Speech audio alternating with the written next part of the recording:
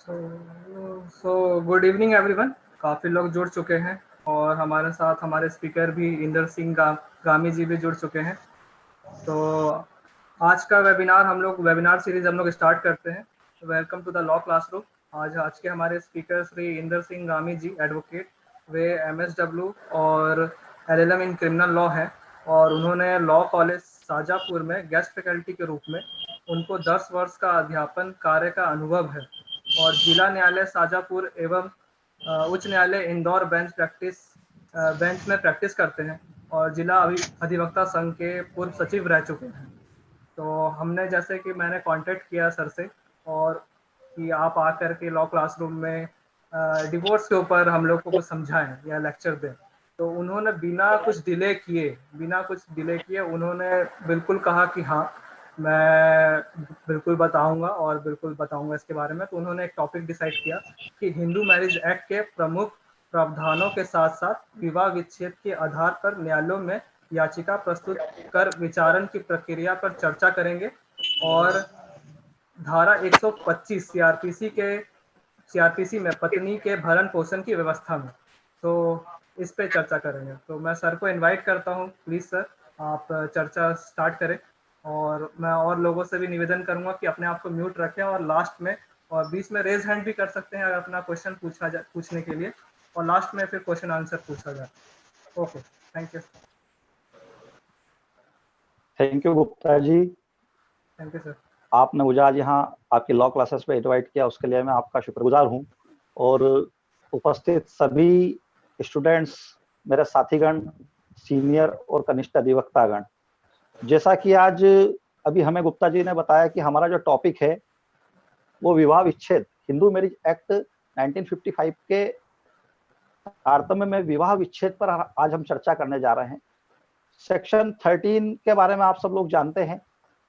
Section 13 से पहले मैं कुछ हिंदू मैरिज एक्ट के प्रोविजनों की आपसे चर्चा करना चाहता हूं और हिंदू मैरिज एक्ट के प्रोविजनों की ओर आपका ध्यान आकर्षित करना चाहता हूं। चूंकि ये सर्वविदित सत्य है कि अगर किसी हिंदू महिला या पुरुष को डाइवोर्स की अगर प्रोसेस से गुजरना है तो उसे हिंदू मैरिज एक्ट का ही सहारा लेना है, क्योंकि हिंदू धर्म में एक्चुअल में विवाह होना बड़ा आसान है, किंतु विवाह का टूटना या विवाह का विच्छेद होना बड़ा ही मुश्किल कार्य है। तो उस पर आज हम थोड़ी सी प्रैक्टिकली चर्चा भी करेंगे यहाँ पर, क्योंकि मैं लगभग 15 साल से प्रैक्टिस में हूँ। मुझे जो समस्याएं मेरे सामने आती रही है उन समस्याओं से मैं आपको अवगत कराता हूँ। आज सबसे पहले हम बात करेंगे सेक्शन 5 हिंदू मैरिज एक्ट की, क्योंकि सेक्शन 5 हिंदू मैरिज एक्ट ही हमें यह बताती है कि एक्चुअल में विवाह जो है उसके लिए अनिवार्य शर्तें क्या है। तो हिंदू मैरिज एक्ट की सेक्शन 5 में अगर हम बात करें तो सबसे पहली शर्त जो है हमारी, उसमें कोई भी पक्षकार का पूर्व पति या पत्नी जीवित नहीं होना चाहिए। या सीधी सी अगर हम एक शब्द में बात कहें तो या तो पक्षकार अविवाहित होना चाहिए, या अगर पक्षकार पूर्व से विवाहित रहा है तो उसे जो है न्यायालय के द्वारा विवाह विच्छेद की डिक्री के अंतर्गत होना आवश्यक है। अदरवाइज अगर उससे विवाह विच्छेद की डिक्री भी नहीं ली है तब भी अगर वो पक्षकार जो है उसके पूर्व या पति या पत्नी की मृत्यु होना जरूरी है। तो सीधा सा एक फंडा है कि एक विवाह की बात हमारा हिंदू मैरिज एक्ट की सेक्शन 5 करती है। उसकी पहली अनिवार्य शर्त है कि एक विवाह। अगर द्विविवाह की बात आती है तो फिर हम 494 आईपीसी के अंतर्गत जो है उसके अंदर जाएंगे और द्विविवाह के लिए वहां पर सजा के प्रावधान भी दिए गए हैं, वो कार्य अपराध हो जाएगा। तो यहाँ सेक्शन 5 में सबसे पहले एक विवाह होना चाहिए। सेकंड शर्त जो है सेक्शन 5 की, वो ये बात करती है कि चित्त विकृति के कारण या किसी भी प्रकार की विकृत चित्तता के कारण दोनों पक्षकार जो है वो कंसेंट देने में अयोग्य नहीं होना चाहिए। उनको कंसेंट देने के लिए जो है योग्य होना जरूरी है। तो सेक्शन 5 का सेकंड कंडीशन कि दोनों पक्षकारों में से कोई भी पक्षकार कंसेंट देने के अयोग्य ना हो। तीसरी बात अगर हम करते हैं तो आयु की बात आती है, जो कि सभी जानते हैं कि पुरुष के लिए यहाँ पर 21 और महिला के लिए 18 आयु फिक्स की गई है। तो एक्चुअल में उनकी इतनी आयु होना चाहिए जब जाके वो विवाह जो है वैध विवाह की श्रेणी में आएगा। फोर्थ कंडीशन की अगर हम बात करें तो प्रतिष्ठित नातेदारी नहीं होना चाहिए, जैसे कि जो किसी भी रूढ़ी या प्रथा के अंतर्गत प्रतिषिद्ध नातेदारी में विवाह वर्जित कर दिए गए हैं, तो वहां पर प्रतिषिद्ध नातेदारी में आपके विवाह नहीं होना चाहिए। ये सबसे खास कंडीशन है उसकी कि प्रतिषिद्ध नातेदारी में अगर विवाह वर्जित है तो प्रतिषिद्ध नातेदारी का दोनों को नहीं होना चाहिए। फिर सपिंड नहीं होना चाहिए, उन्हें दोनों को एक ही पिंड का नहीं होना चाहिए। तो सेक्शन 5 की अगर हम बात करें तो ये हमारी 5 कंडीशन है जो है ये हिंदू मैरिज एक्ट के अंतर्गत विवाह होने के लिए या विवाह को वैध बनाने के लिए एक मान्य शर्तों के रूप में आवश्यक है। इसी को हम फिर आगे बढ़ाते हैं तो यहाँ पर एक जो है बहुत ही महत्वपूर्ण जो प्रोविजन दिया गया है वो सेक्शन 7 में दिया गया है। सेक्शन 7 को भी हमको ध्यान रखना है कि विवाह किस प्रकार से यहाँ पर होता है। तो विवाह जो है वो कर्मकांड के द्वारा, विवाह को यहाँ पर कर्मकांड के द्वारा ही जो है अनुष्ठापित किया जाएगा और यहाँ पर कोई फॉर्मेलिटी नहीं दी गई है विवाह की कर्मकांड के अलावा।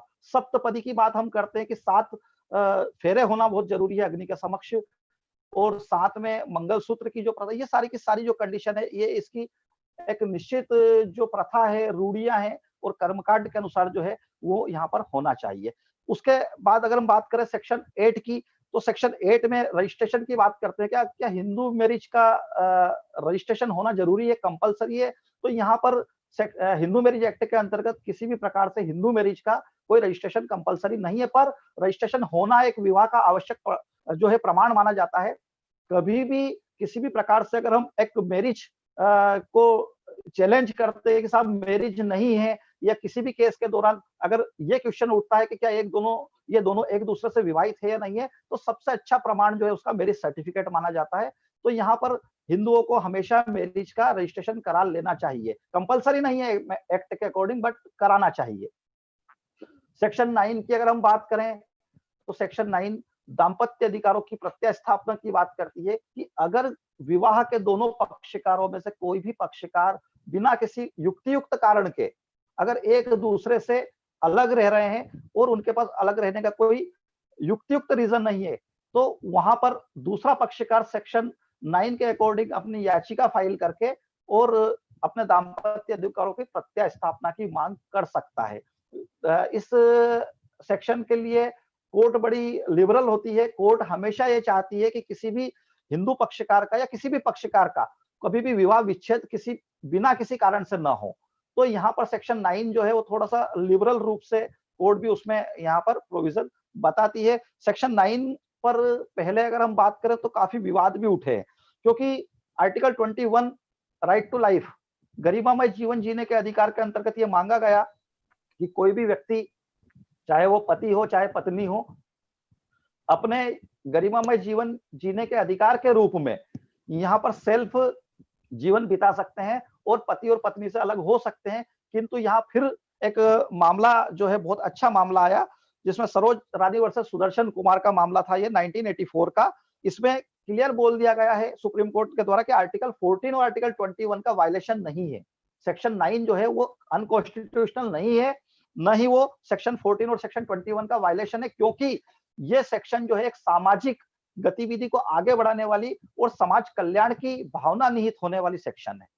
तो इस कारण से सेक्शन 9 की अगर हम बात करें तो अनकॉन्स्टिट्यूशनल नहीं है, बल्कि जो विवाह के दोनों पक्षकार जो बिना किसी युक्तियुक्त कारण के अलग रह रहे हैं उन दोनों को मिलाने की बात करती है, उन दोनों को दाम्पत्य अधिकारों की प्रत्यय स्थापन कराने की बात करती है।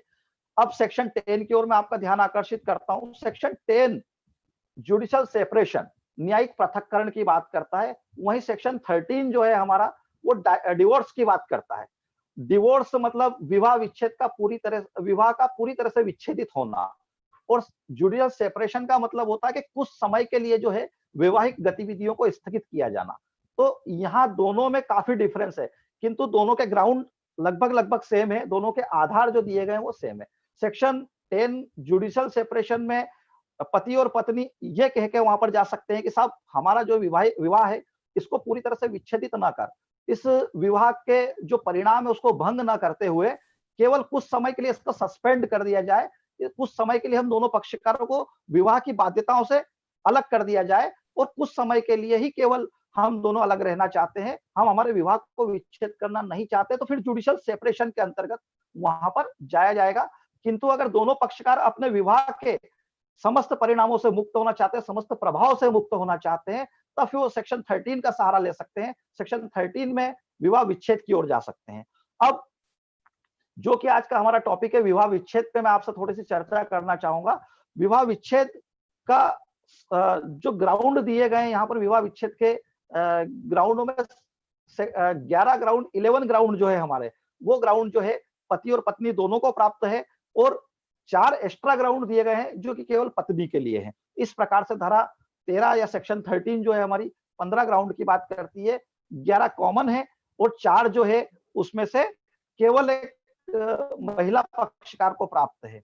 अब सेक्शन 13 की अगर हम बात करें तो 13 को एक अलग अलग पार्ट में बांटा गया है। 13 फर्स्ट है, 13 सेकंड है, 13 फोर्थ, 13 फिफ्थ। तो मैं अलग अलग सेक्शन में रहता हूँ, केवल सेक्शन 13 की बात करता हूँ जिसके अंतर्गत हम सारे ग्राउंड को कवर करते हुए चलते हैं।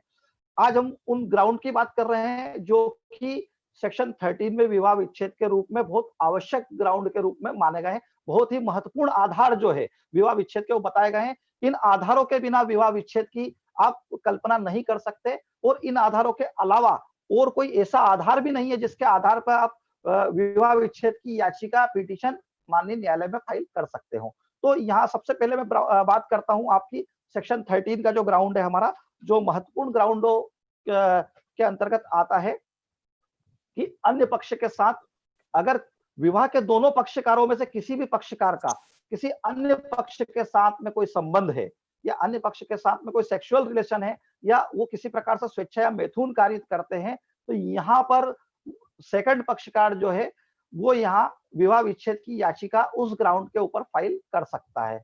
विवाह विच्छेद के लिए यहाँ पर हम जा सकते हैं।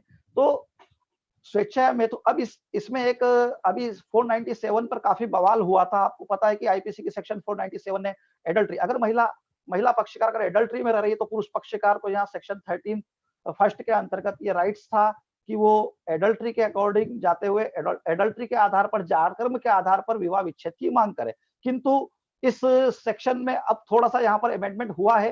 अमेंडमेंट चूंकि एक्ट में तो नहीं हुआ, किंतु न्यायालय का जो माइंड है ये बना है, क्योंकि एडल्ट्री को 497 आईपीसी को यहाँ पर अनकॉन्स्टिट्यूशनल कर दिया गया है।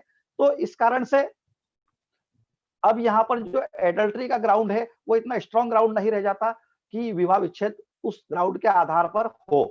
किंतु एडल्ट्री के आधार पर विवाह विच्छेद की डिमांड करते समय आपको एक चीज दिमाग में रखना, एक चीज ध्यान में रखना है कि आपको और अन्य ग्राउंड का भी सहारा यहाँ पर लेना चाहिए। एडल्ट्री अपने आप में ग्राउंड है, किंतु अगर पुरुष पक्षकार ये चाहता है कि एडल्ट्री के अलावा, तो फिर क्रूअल्टी वगैरह और भी ग्राउंड यहाँ ले सकते हैं, क्रूरता का आप आधार ले सकते हैं। तो एक सेकंड ग्राउंड की अगर हम बात करें तो क्रूरता पे यहाँ पर अगर हम चर्चा करें तो क्रूरता जो है इसका क्षेत्राधिकार बहुत ज्यादा बड़ा है। किस बात को क्रूरता माना जाए, किस बात को क्रूरता नहीं माना जाए, इन दोनों ही जो है बातों में बहुत ही महत्वपूर्ण और बारीक और महीन सा डिफरेंस है। चूंकि बहुत बार ऐसी चीजें मेरे सामने देखने में आई है कि बहुत छोटी छोटी बातों को कोर्ट ने क्रूअल्टी का रूप दे दिया, बाकी बहुत बड़ी बड़ी बातें भी अगर थी तो उनको भी क्रूअल्टी नहीं माना। तो यहाँ आप फिक्स नहीं कह सकते कि किन चीजों को क्रूरता मान लिया जाए, किंतु फिर भी माननीय सुप्रीम कोर्ट के बहुत सारे ग्राउंड है कि यहाँ क्रूरता को दो भागों में बांटा गया है, एक मानसिक क्रूरता और एक शारीरिक क्रूरता। शारीरिक क्रूरता में दोनों पक्षकारों के द्वारा एक दूसरे पक्ष पे किसी भी प्रकार से शारीरिक रूप से हिंसा कारित करना आता है, जिसमें बल प्रयोग भी आ सकता है और मारपीट भी आ सकती है, और किसी भी प्रकार से शारीरिक या गंभीर किस्म की जो चोटें हैं वो पहुंचाना यहाँ पर शारीरिक क्रूरता का एक अंग माना गया है। वहीं मानसिक क्रूरता जो है इसका क्राइटेरिया काफी बड़ा है। मानसिक क्रूरता में अगर हम देखें तो छोटी छोटी बातों पर पति को या पत्नी को ताने देना, छोटी छोटी बातों पर एक दूसरे को परेशान करना, एक दूसरे को मेंटली टॉर्चर करना, ये सारी चीजें जो है यहाँ पर मानसिक क्रूरता में शामिल किया गया है। यहाँ पर मानसिक क्रूरता के संबंध में बहुत सारे केसेस भी अलग अलग समय पर दिए गए हैं, जैसे कि एक बहुत महत्वपूर्ण प्रकरण यहाँ पर दिया गया है सीएम श्रीवास्तव, सॉरी विद्या विश्वनाथन वर्सेस कार्तिक बालकृष्णन का एक मामला है। 2015 का यह मामला है, सुप्रीम कोर्ट का नंबर है इसमें 285। इस मामले में यह बताया गया है कि लैंगिक संभोग के लिए दीर्घकाल तक इनकार करना, पत्नी द्वारा लैंगिक संभोग के लिए दीर्घकाल तक इनकार करना, लंबे समय तक इनकार करना और हठ के रूप में उस इनकार को यहाँ अपनाना जो है यहाँ पर मानसिक क्रूरता का आधार माना गया है और उस आधार पर यहाँ पर पति को डाइवोर्स की याचिका जो उसके फेवर में निराकृत की गई है। तो ये बहुत ही एक महत्वपूर्ण बातें हैं कि मानसिक क्रूरता किसे माना जाए। एक प्रकरण यहाँ पर मैंने शाहजहांपुर कोर्ट में भी लड़ा था, जिसमें एक महिला के द्वारा हिंदू पत्नी के रूप में जो हिंदू पत्नी का जो पहनावा होता है, उस पहनावे को जैसे कि मंगलसूत्र, पाँव की बिछिया और मांग में सिंदूर भरना, ये 3 एक महत्वपूर्ण आवश्यक अंग माने गए हैं हिंदू धर्म के अकॉर्डिंग। पत्नी को ये 3 जो बातें हैं इसका महत्वपूर्ण रूप से ध्यान रखना है। तो इन बातों को यहाँ पर उसके पत्नी के द्वारा जो है धारण नहीं किया जा रहा था। तो मैं मेंटली टॉर्चर के आधार पर, मानसिक क्रूरता के आधार पर मैंने पिटीशन फाइल की। उस पिटीशन में मैंने जब वो महिला वहां पर एविडेंस के लिए उपस्थित थी, तो मैंने उससे सबसे पहले यही क्वेश्चन किया कि एक हिंदू पत्नी के रूप में वो कौन-कौन सी चीजें हैं जिसको आपको पत्नी के रूप में धारण करना है। तो उसने बताया कि मांग में सिंदूर होना चाहिए, मंगलसूत्र होना चाहिए, पाँव में बिछिया होना चाहिए। तो वहां पे मैंने उससे एक ही क्वेश्चन किया कि आज आप वर्तमान में कोर्ट में एक डिवोर्स के लिए खड़ी हो, डिवोर्स की पिटीशन के एक ट्रायल में खड़ी हो और यहाँ पर अभी तक आपका डिवोर्स नहीं हुआ है, तो क्या आपको इन चीजों को पहनना या नहीं पहनना आवश्यक है या नहीं? तो उन्होंने कि बिल्कुल पहनना चाहिए। मैंने कि आपके पास क्या यहाँ कोर्ट में इन तीनों चीजों में से एक चीज भी आपने धारण की हुई है? तो ना तो उस महिला के पाँव में बिछिया थी और न ही उसकी मांग में सिंदूर था और न ही उसके गले में मंगलसूत्र था। तो ऐसी कंडीशन में यहाँ पर मैंने न्यायालय का ध्यान आकर्षित किया कि आप इस महिला की ओर न्यायालय की ध्यान आकर्षित करें कि विटनेस बॉक्स में जो विटनेस के रूप में महिला या जो प्रत्यार्थी खड़ी है, क्या उसने हिंदू धर्म के पालन में यहाँ पर कोई भी इस प्रकार का गहना या इस प्रकार की जो रूढ़ियों के अकॉर्डिंग जो होना चाहिए था वो ग्रहण किया। तो यहाँ पर न्यायालय ने बिल्कुल उस बात को कोट किया कि महिला ने यहाँ से इनकार किया और न्यायालय को देखने पर भी लगता है और उसी बात को मानते हुए मेंटली टॉर्चर या मानसिक क्रूरता का आधार बनाते हुए हमें डाइवर्स दिया गया था। तो मानसिक क्रूरता के बहुत से एग्जाम्पल हो सकते हैं। मानसिक क्रूरता कई प्रकार की हो सकती है, जैसे कि अगर आप मेहमान की बात अगर हम करें, गेस्ट अगर आए हुए हैं तो गेस्ट के सामने उचित व्यवहार नहीं करना, पति से बार-बार पति को टॉर्चर करना, पति को किसी भी प्रकार से मानसिक रूप से परेशान करना, कुछ बातों को लेकर जिद करना, अनायासी उसकी गरिमा को, उसकी इज्जत को, उसके मान-सम्मान को धक्के लगाना, ये सब मानसिक क्रूरता में यहाँ पर शामिल किया गया है। तो यहाँ पर एक क्रूरता के संबंध में एक केस और भी है, विश्वनाथन सीताराम वर्सेस सरला अग्रवाल। विश्वनाथन सीताराम वर्सेस सरला अग्रवाल एआईआर 2012 सुप्रीम कोर्ट 2586। यहाँ ये बताया गया है कि जो भी क्रूरता का ग्राउंड आप लेके आ रहे हो, उस क्रूरता के ग्राउंड का मानवीय आचरण से आपका जो कंडक्ट है, उस कंडक्ट से अटूट संबंध होना चाहिए और वो अलग-अलग परिवेश में दिखाई देना चाहिए। जैसे कि लगातार परेशान करना, किसी बात को लेकर, किसी अननेसेसरी मांग को लेकर जो है कंटिन्यू किसी ऐसे व्यक्ति को परेशान करना कि जो उस मांग को पूरा करने में असमर्थ है, तो वो भी मानसिक क्रूरता मानी जाएगी। तो यहाँ अलग-अलग परिवेश में मानसिक क्रूरता अलग-अलग हो सकती है ना। यहाँ तो मानसिक क्रूरता का एक फिक्स पैमाना नहीं बताया गया है। अलग-अलग टाइम पे अलग-अलग चीजें भी मानसिक क्रूरता को जन्म दे सकती है। तो क्रूरल्टी जो है बहुत बड़ा ग्राउंड है। शारीरिक क्रूरता दिखाई देती है। शारीरिक क्रूरता की बातें जब करते हैं हम, तो हमें एक चीज का और ध्यान रखना चाहिए कि अगर हम शारीरिक क्रूरता के आधार पर कोर्ट में जा रहे हैं, तो हमें वे सारे एविडेंस कलेक्ट करके जो कि शारीरिक क्रूरता का दिखावा होता है या शारीरिक क्रूरता का प्रमाण होते हैं, जैसे कि किसी महिला पक्ष को उसके पति के द्वारा मारपीट की गई है, टॉर्चर किया गया है, तो उसने जाकर थाने में रिपोर्ट डाली है। रिपोर्ट की प्रति जो है यहाँ पर शारीरिक क्रूरता का प्रमाण हो सकती है। तो इस प्रकार से प्रमाण हमें शारीरिक क्रूरता के इकट्ठे करना चाहिए। किंतु मानसिक क्रूरता के प्रमाण भी जो होते हैं मुश्किल होते हैं। मानसिक क्रूरता के लिए हम ज्यादा से ज्यादा ऑडियो रिकॉर्डिंग, वीडियो रिकॉर्डिंग या इस प्रकार के ताने देने वाली बातें, लेटर वगैरह, ये जो न्यायालय में साबित कर सकते हैं, या आस पड़ोस के लोगों के जिसके सामने बार-बार किसी भी पक्ष ने एक दूसरे पक्ष को टॉर्चर किया है, उनको हम वहां पर विटनेस के रूप में ला सकते हैं। तो ये बात आपको यहाँ पर थोड़ी-सी ध्यान रखना चाहिए कि मेंटली जो है क्रूरता जो है वहां पर थोड़ा-सा एक महीन, एक बारीक-सा धागा होता है, जिसके साबित न होने पर आपकी पिटीशन जो है वो यहाँ पर निराकृत हो सकती है, पिटीशन खत्म हो सकती है। तो आप उसके थोड़ा-सा ध्यान रखें।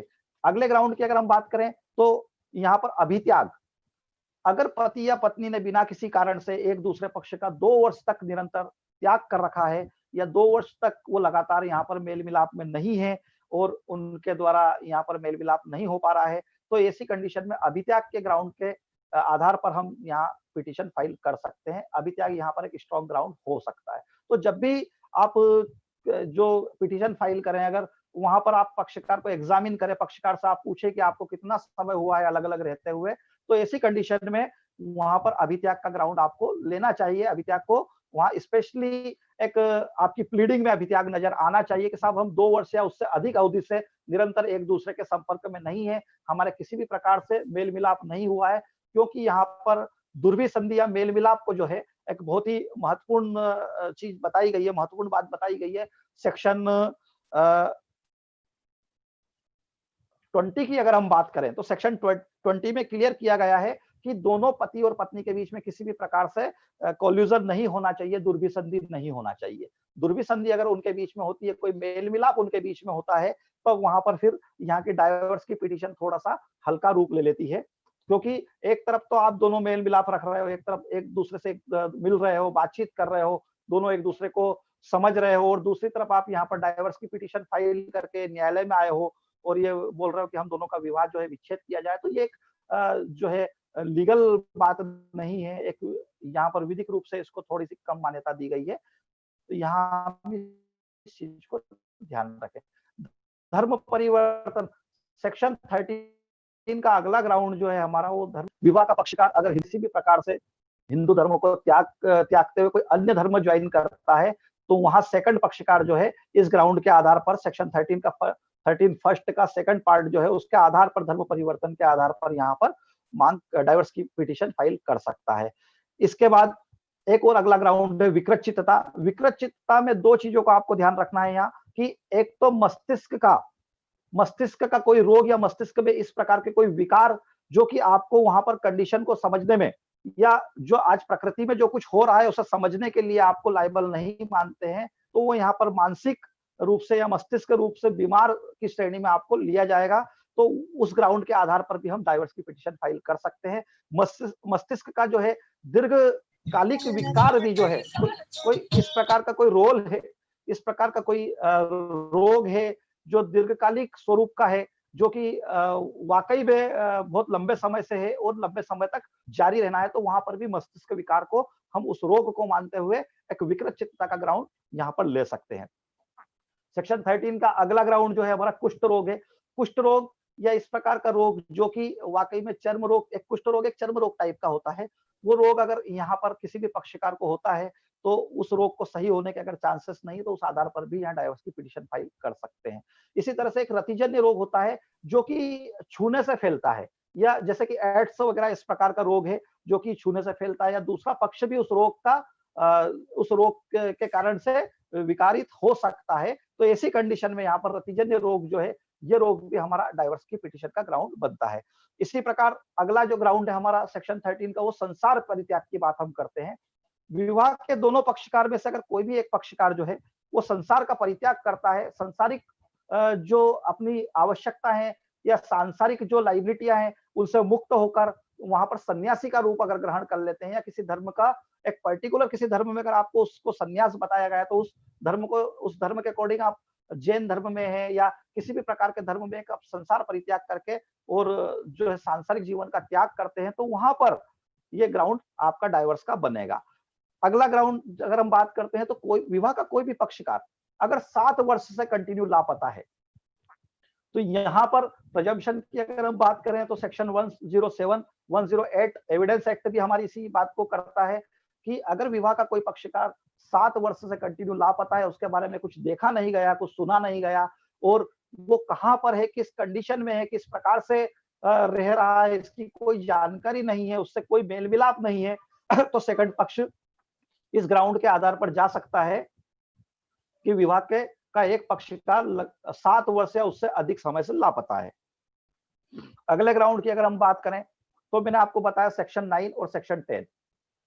सेक्शन 10 की डिक्री जो है किसी भी ग्राउंड के आधार पर पक्षकारों को मिली, और सेक्शन 10 की डिक्री के पश्चात 1 वर्ष तक लगातार सेक्शन 10 के पालन में दोनों पक्षकार के बीच कोई मेल मिलाप नहीं है, कोई गुंजाइश नहीं है कि एक दूसरे के साथ वो रहेंगे और किसी प्रकार से कोल्यूजन नहीं है और संभावना भी नहीं बची है, तो वहां सेक्शन 10 को आधार बनाते हुए विवाह का एक पक्षकार जो है वहां सेक्शन 13 में अपनी पिटीशन फाइल कर सकता है कि साहब न्यायिक पृथक्करण की डिग्री के पश्चात भी 1 वर्ष तक हमारे बीच किसी भी प्रकार से कोई मेल मिलाप नहीं हुआ, कोई सहवास नहीं हुआ, कोई एक दूसरे से किसी भी प्रकार से बातचीत नहीं हुई, तो इस ग्राउंड के आधार पर भी वहां पर डाइवोर्स की पिटीशन फाइल की जा सकती है और जुडिशियल सेपरेशन जो है आगे जाके डिवोर्स में वहां पर परिवर्तित हो सकता है। इसी प्रकार सेक्शन 13 में एक और ग्राउंड आता है सेक्शन 9।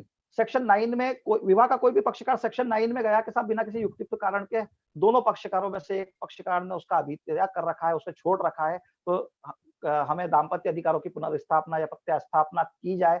अब प्रत्यास्थापना की डिक्री मिल गई, उस पक्षकार के फेवर में प्रत्यास्थापना की डिक्री का कोई पालन नहीं हुआ, उसका कोई प्रवर्तन नहीं हुआ, एग्जीक्यूशन नहीं हुआ और लगभग दाम्पत्य अधिकारों की डिक्री के 1 वर्ष पश्चात भी दोनों पक्षकार एक साथ रहने नहीं लगे, तो सेकंड पक्षकार जिसके फेवर में वो डिक्री की गई थी, वो न्यायालय से बोल सकता है कि साहब सेक्शन 9 की डिक्री मेरे फेवर में थी, सेक्शन 9 की डिक्री मेरे फेवर में होने के पश्चात भी मेरी पति या मेरा पत्नी जो अपोजिट पक्षकार था, वो सेक्शन 9 का पालन नहीं किया। अब मुझे से उस डिक्री का आधार बनाते हुए यहाँ पर डिवोर्स की पिटीशन में फाइल कर रहा हूँ और मुझे डिवोर्स चाहिए, तो सेक्शन 9 की जो डिक्री है उसका पालन न होना भी यहाँ पर जो है तलाक का आधार बनता है।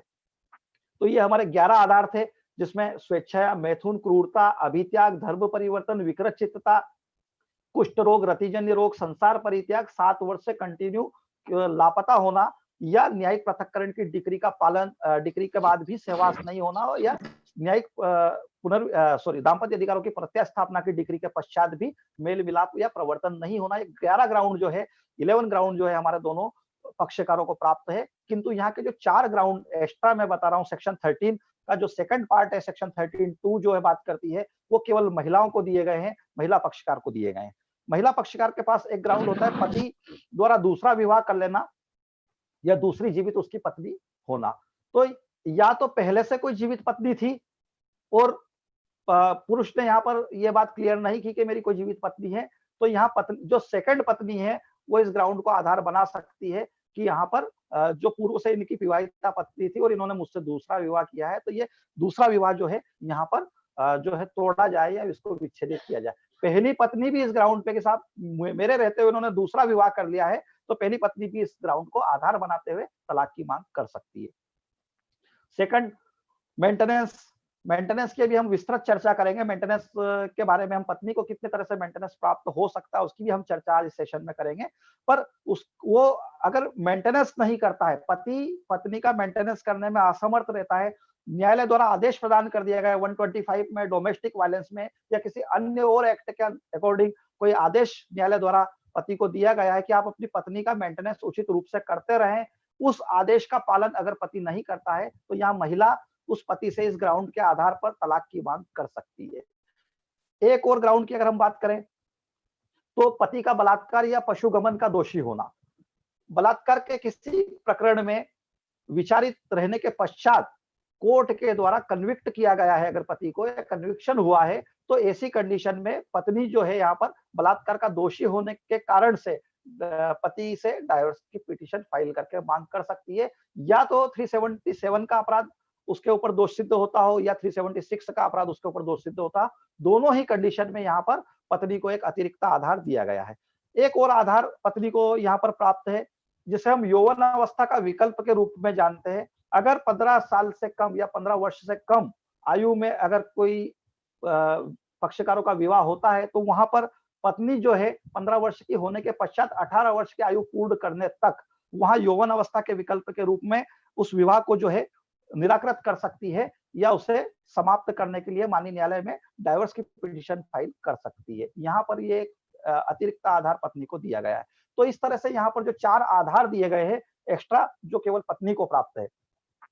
अब सेक्शन 13(b) भी यहाँ पर बात करती है। सेक्शन 13(b) में अगर कंसेंट से एक और हमारे सामने एक प्रश्न आता है कि अगर विवाह के दोनों पक्षकार एक दूसरे से तलाक चाहते हैं, एक दूसरे से विवाह विच्छेद करना चाहते हैं, तो यहाँ क्या हमें फिर से इन्हीं ग्राउंड में जाना पड़ेगा? तो यहाँ सीधी-सी बात है कि इन ग्राउंड में वहाँ पर उसे नहीं जाना है। वो कंसेंट से जो है विवाह विच्छेद की डिग्री प्राप्त करने के लिए सेक्शन 13 बी के अंतर्गत आपसी सहमति से, म्यूचुअल कंसेंट से अपनी सामूहिक पिटीशन फाइल कर सकते हैं और उस सामूहिक पिटीशन में ये मांग कर सकते हैं कि हम दोनों का वैवाहिक जीवन जो है वो एक साथ अब बिताना पॉसिबल नहीं है।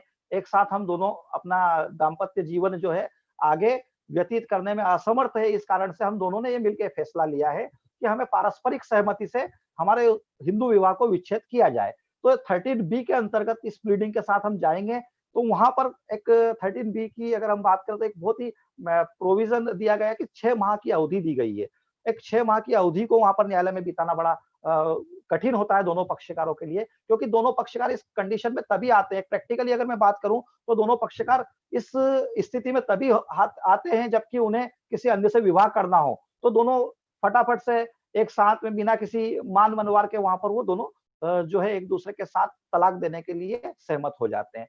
तो ऐसी कंडीशन में 6 महीने की जो अवधि दी गई है, इसमें मैंडेटरी अवधि बताई गई थी। पूर्व में कुछ प्रकरण आए थे, उन प्रकरणों में कहा गया था कि ये मैंडेटरी है और इस अवधि के लिए अभी मैं आपसे सारे केस लॉ जो डिस्कस करूंगा इन्हीं सारे डाइवर्स के ग्राउंड पर भी और म्यूचुअल कंसेंट पर भी। तो वहां पर बताया गया था कि मैंडेटरी अवधि है, इस अवधि को तो बिताना बहुत ही जरूरी है। अब अवधि बिताना जरूरी है, 6 माह तक का हमारे पास समय नहीं है, 6 माह तक की अवधि हमें बिताना है। तो ऐसी कंडीशन में अभी एक जो है अमरदीप वर्सेस हरविंदर कौर 2017 में यहाँ पर माननीय सुप्रीम कोर्ट ने एक प्रकरण डिसाइड किया और उसमें कहा गया है कि जो अवधि है उस अवधि को कम किया जा सकता है। न्यायालय जो है अपने डिस्क्रिप्शन पावर को यूज करते हुए, विवेकाधिकार को यूज करते हुए, उसे निर्देशात्मक समझते हुए, उसे डायरेक्शन मानते हुए उसका कम समय के लिए जो है वहां पर यूज करके और 3 महीने के अंदर भी वहां पर डाइवर्स की जो मैच्योर कंसेंट से है उसमें डाइवर्स दे सकते हैं।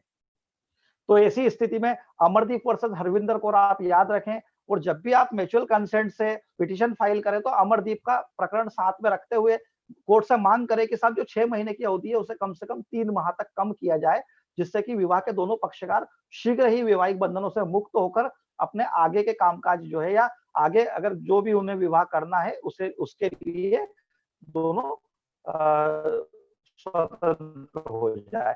तो ये आप बहुत ही महत्वपूर्ण प्रकरण याद रखेंगे सेक्शन 13 बी का। और प्रोविजन की अगर मैं बात करूं हिंदू विवाह सेक्शन 14 एक थोड़ी सी बार होती है यहाँ पर विवाह विच्छेद की पिटीशन में और ये बोलती है कि जब तक विवाह से 1 वर्ष की अवधि पूर्ण नहीं हुई है आप किसी भी ग्राउंड के आधार पर विवाह विच्छेद की डिग्री के लिए न्यायालय नहीं जा सकते। आपको विवाह होने के पश्चात 1 वर्ष तक किसी भी ग्राउंड के आधार पर पिटीशन फाइल करने का राइट्स नहीं है, अधिकार नहीं है। तो सेक्शन 14 का ये बार आप हमेशा याद रखें। कभी भी कोई पक्षकार अगर आपके पास आए तो उस पक्षकार को आप ये समझाएं कि 1 वर्ष की अवधि बीत जाने दो, तब जाके हम यहाँ पर पिटीशन फाइल कर पाएंगे। सेक्शन 15 की अगर हम बात करें कि पुनर्विवाह, तो दोनों पक्षकार कब पुनर्विवाह कर पाएंगे यहाँ, तो अपील की अवधि जो है, अगर एक पक्षकार के फेवर में विवाह विच्छेद की डिग्री दी गई है और दूसरा पक्षकार अपील करने का अधिकार जिस अवधि के अंतर्गत उसको है वो अवधि पार कर देता है और उस अपील अवधि के पश्चात कोई अपील नहीं होती। अगर अपील पेंडिंग है तो फर्स्ट पक्षकार जिसके फेवर में डिग्री दी गई है वो यहाँ पर किसी भी प्रकार से जो है रीमैरिज नहीं कर सकता, दूसरा विवाह नहीं कर सकता। किंतु अगर अपील की अवधि निकल चुकी और कोई अपील नहीं हुई है तो यहाँ पर दूसरा विवाह कर सकता है।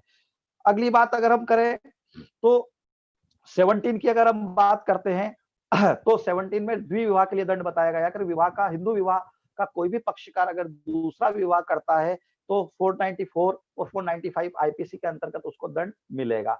उसका कार्य जो है अपराध होगा और 494 का अपराध माना जाएगा।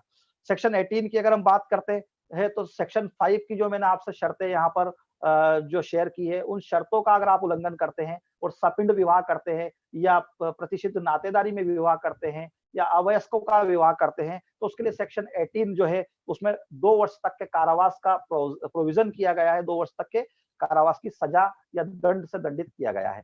सेक्शन 19 जुरिडिक्शन की बात करती है कि सबसे बड़ा महत्वपूर्ण रीजन जो आपके पास आता है वो ये होता है कि सेक्शन 19 के अंतर्गत हम किस जुरिडिक्शन में वो डिवोर्स की या अन्य जो है हमारी सेक्शन 9 की या सेक्शन 10 की पिटीशन फाइल करें। तो जुरिडिक्शन पे अगर बात करें हम, तो जहां पर दोनों पक्षकारों के मध्य विवाह संपन्न हुआ है, वो प्लेस जो है वहां पर भी आप कोर्ट में फाइल कर सकते हैं।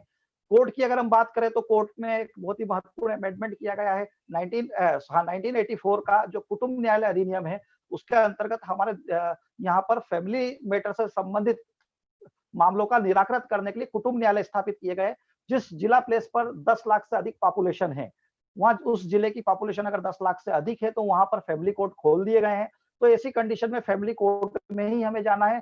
जहां पर फैमिली कोर्ट नहीं है, वहां पर एडीजे लेवल, अगर डीजे है तो डीजे लेवल, और डीजे अगर नहीं है तो एडीजे लेवल की न्यायालय को यहाँ पर जो है इस प्रकार के मामलों को सुनने के लिए क्षेत्राधिकार दिया गया है। तो न्यायालय तो स्पष्ट है, या तो कुटुंब न्यायालय में जाना है या जिला न्यायालय में जाना है। उसके पश्चात कहाँ, कौन से जिला न्यायालय, कौन से कुटुंब न्यायालय में जाना है, तो जहां पर पक्षकारों के मध्य विवाह संपन्न हुआ है, या तो आप वहां चले जाएं, या अंतिम बार दोनों पक्षकार जहां पर साथ रहे हैं, वहां भी आप डिवोर्स की पिटीशन फाइल कर सकते हो, सेक्शन 9 की पिटीशन फाइल कर सकते हो, सेक्शन 10 की पिटीशन फाइल कर सकते हो, या फिर जहां पर पत्नी निवास कर रही है वहां। ये 3 जो जुरिडिक्शन महत्वपूर्ण रूप से दिए गए हैं, जिसमें फर्स्ट जहां पर विवाह संपन्न हुआ था, सेकंड जहां विवाह के पक्षकार अंतिम बार साथ में रहे थे, और थर्ड जहां वर्तमान में पत्नी निवास कर रही है। यहाँ पर एक बहुत महत्वपूर्ण एक प्रकरण आपसे मैं यहाँ पर शेयर करता हूं। श्रीमती जीवंती पांडे वर्सेस किशन चंद्र।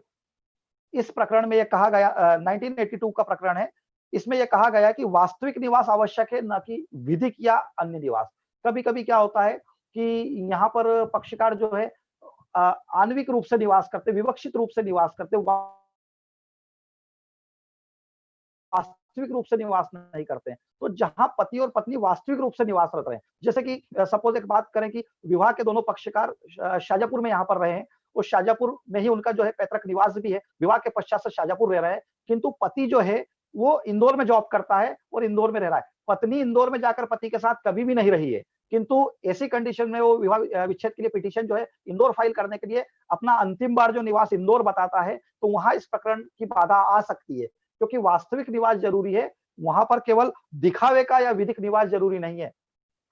वास्तविक रूप से जो निवासरत रहे हैं वो शाजापुर में रहे हैं। इसी प्रकार से अगर विवाह के दोनों पक्षकार कहीं घूमने गए हैं, और घूमने के पश्चात जैसे कि एक टूर पे गए हैं, वो सपोज पचमढ़ी गए हैं, तो पचमढ़ी में वहां पर 5 दिन तक रहे, उसके बाद उन पे डिस्प्यूट हो गया, और डिस्प्यूट होने के बाद वो दोनों कभी नहीं मिले।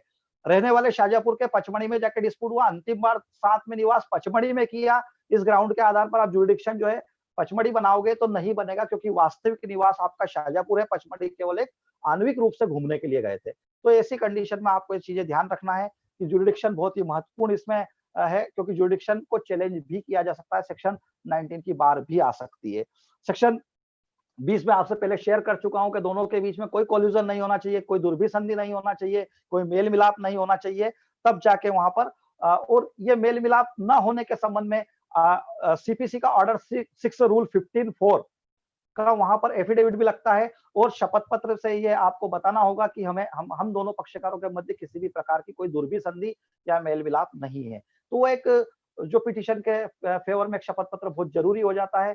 उस शपथ पत्र में आपको ये प्लीडिंग भी लेना पड़ेगी, सेक्शन 20 की प्लीडिंग को आपको ध्यान रखना है। इसी प्रकार से जो है सेक्शन 22 की बात अगर हम करें, तो यहाँ पर जो है इस प्रकार की जो जितनी भी पिटीशन है उनको बंद कमरे में निराकृत किया जाना चाहिए। कैमरा प्रोसीडिंग की बात करती है सेक्शन 22 कि यहाँ पर बंद कमरे में सुनवाई होना चाहिए। दोनों पक्षकारों की बातें आम पब्लिक को पता नहीं चलना चाहिए। अगर इस प्रकार से हो तो उन कार्रवाइयों का कोई प्रकाशन भी नहीं होना चाहिए। किसी भी प्रकार से उन कार्रवाइयों का प्रकाशन पर रोक लगाई गई है। तो यहाँ आर सुकन्या वर्सेस श्रीधर का यह मामला है, मद्रास हाईकोर्ट का मद्रास का मामला है, AIR 2008 का मामला है।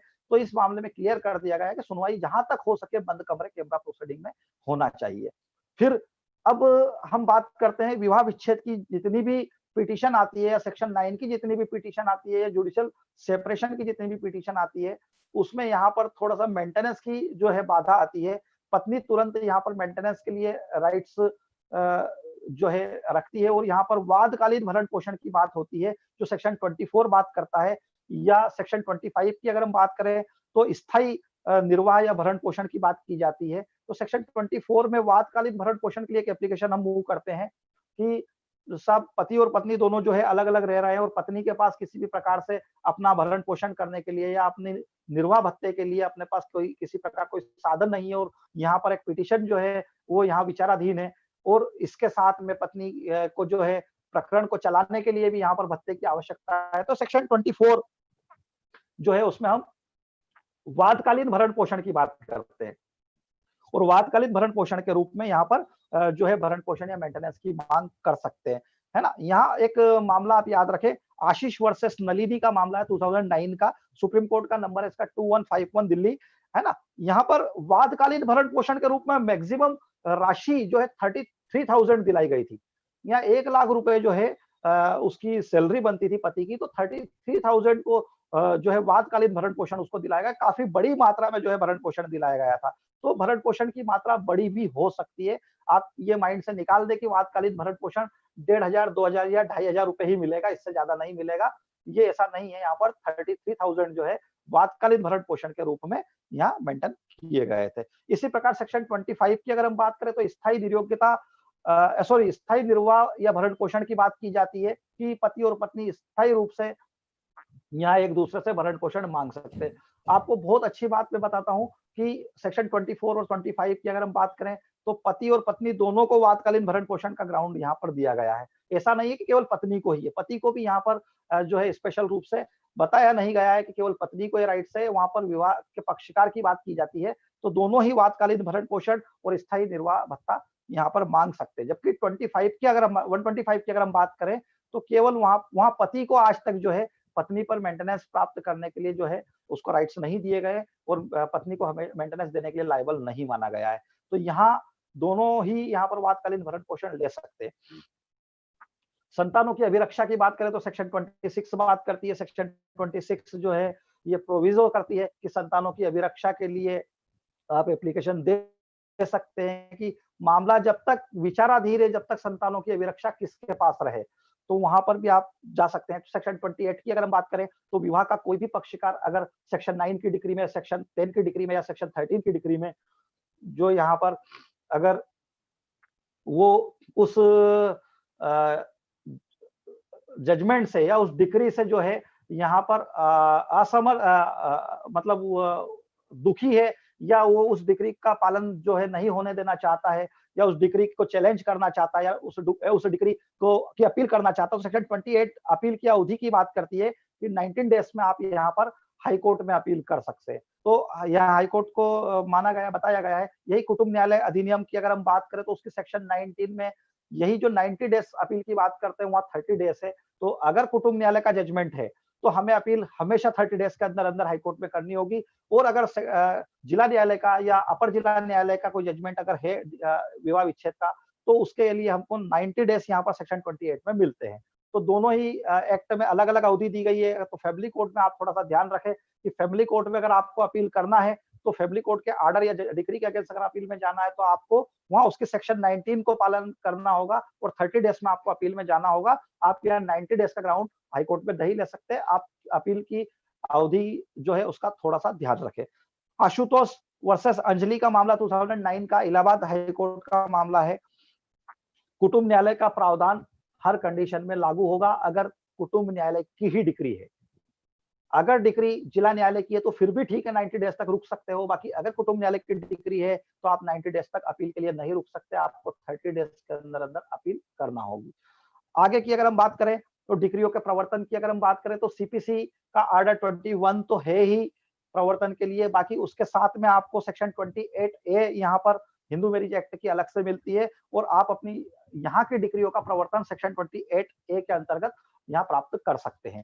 तो ये सारी बातें जो है हिंदू मैरिज एक्ट के कुछ प्रोविजन मैंने आपसे यहाँ पर जो है डिस्कस किए हैं। अब मैं कुछ एक महत्वपूर्ण प्रकरणों की बात करता हूँ। कुछ एक महत्वपूर्ण प्रकरण है जो कि समय समय पर यहाँ आए हैं। जैसे कि मैंने आपको 13B के लिए एक प्रकरण बताया था, अमरदीप वर्सेस हरविंदर कौर के। आप 6 महीने की अवधि को 3 महीने की अवधि तक ला सकते हो। 3 महीने की अवधि तक उसे यहाँ पर बता सकते हो कि साहब 3 महीने की अवधि हमें यहाँ पर दी जाए, 6 महीने की अवधि यहाँ पर ज्यादा है। तो इसी प्रकार से सेक्शन 11 और सेक्शन 12 जो है हमारी शून्य विवाह और शून्यकर्णी विवाह की बात करती है। वेद विवाह के लिए हमको सेक्शन 5 की कंडीशन कंपलसरी है, और शून्य विवाह के लिए अगर आप सेक्शन 5 की फर्स्ट कंडीशन, फोर्थ कंडीशन और फिफ्थ कंडीशन को अगर उल्लंघन करते हो, उसका वायलेशन करते हो, तो विवाह शून्य माना जाएगा। और इसी प्रकार से सेक्शन 12 के अकॉर्डिंग वाइडेबल माना जाएगी आपकी मैरिज, शून्यकर्णी माना जाएगा अगर आप वहां पर सेक्शन 5 की जो सेकंड और थर्ड जो कंडीशन है उसको उसका ब्रीच करते हो। तो यहाँ इन कंडीशनों को ब्रीच करने पर, जैसे कि एक नपुंसकता, शून्यकर्णी विवाह में बताया गया कि अगर नपुंसकता है या दोनों पक्षकार में से कोई भी पक्षकार अगर नपुंसक है तो मामला शून्यकर्णी माना जाएगा। शून्यकर्णी विवाह घोषित कराने के लिए, डिक्लेरेशन के लिए आपको डिग्री प्राप्त करने के लिए न्यायालय में जाना पड़ेगा। इसी तरह से जो है मानसिक अस्वस्थता की कंडीशन में अगर आपने जो है विवाह किया है और कंसेंट नहीं दी है तो आप शून्यकर्णी विवाह माना जाएगा। इसी प्रकार अगर आप कंसेंट जो है कपट के द्वारा प्राप्त की गई है, कंसेंट जो है फ्रॉड करके प्राप्त की गई है, तो वहां पर भी शून्यकर्णी विवाह है। और विवाह के समय अगर पत्नी अगर किसी अन्य पुरुष से गर्भवती है तो वहां पर भी विवाह शून्यकर्णी विवाह माना जाएगा। तो ऐसी कंडीशन में आप शून्यकर्णी विवाह घोषित कराने के लिए भी, वहां पर डिग्री प्राप्त करने के लिए सेक्शन 12 में माननीय न्यायालय में जा सकते हैं। इसी तरह सेक्शन 11 की अगर हम बात करें तो द्विविवाह नहीं होना चाहिए, अदरवाइज दूसरा विवाह जो है वो शून्य माना जाएगा। इसी प्रकार से प्रतिष्ठित नातेदारी में होने वाला विवाह भी शून्य माना जाएगा, और सपिंड विवाह जो है वो भी शून्य माना जाएगा। इसमें बहुत ही अच्छा मामला है जिसमें यह बताया गया है कि शून्य विवाह के लिए आपको सपिंड और जो है सगोत्री विवाह नहीं होना चाहिए। कृष्णा देवी versus Tulsi Devi, AIR 1972, Shrimati Daljit Kaur versus Shrimati Amarjeet Kaur 2009, Punjab और हरियाणा, ये दोनों ही मामले जो है यहाँ पर शून्य विवाह के संबंध में दिए गए हैं।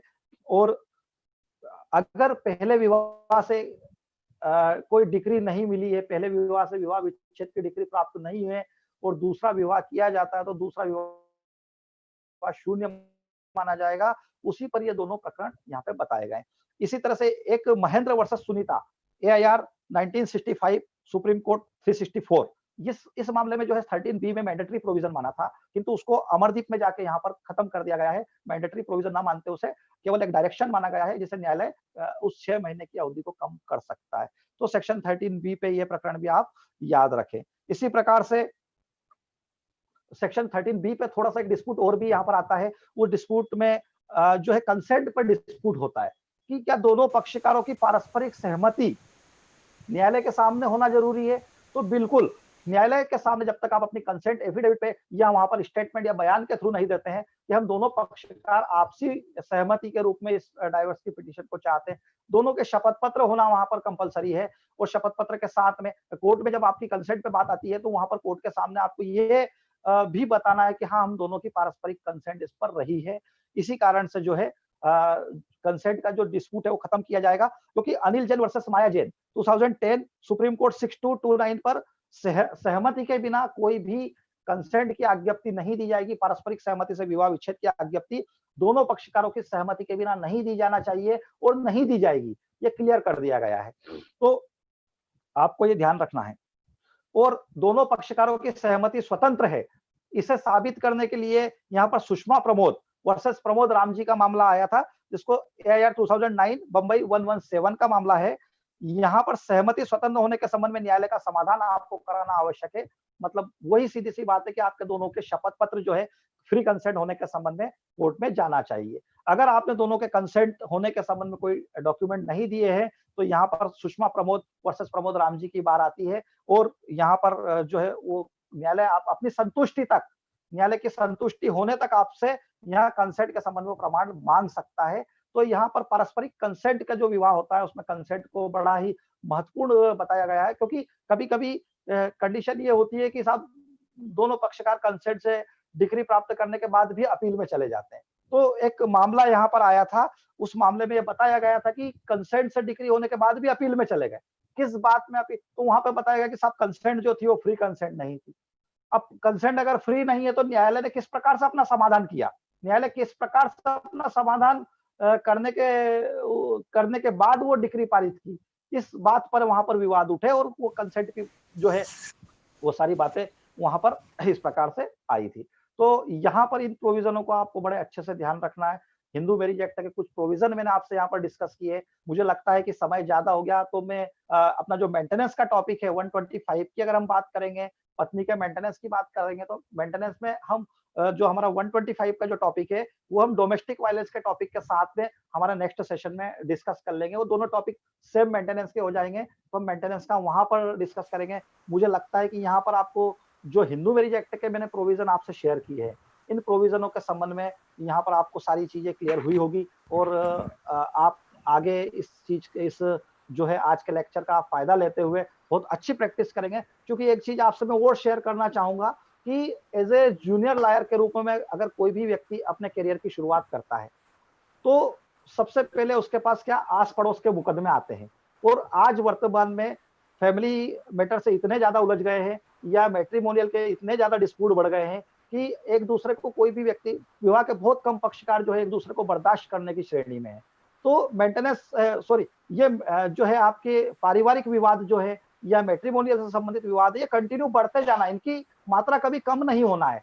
तो एक जूनियर लॉयर के रूप में अगर आपकी शुरुआत होनी है, या आप लॉयर के रूप में अपनी प्रैक्टिस को बहुत अच्छे से करना चाहते हैं, और गर्ल्स के लिए तो मैट्रिमोनियल के विवाद काफी यहाँ पर जो है फायदामंद साबित हो सकते हैं। क्योंकि एक महिला पक्षकार जो होती है वो एक महिला वकील से बहुत अच्छे से परामर्श ले सकती है, और एक महिला वकील से बहुत अच्छे से डिस्कस कर सकती है।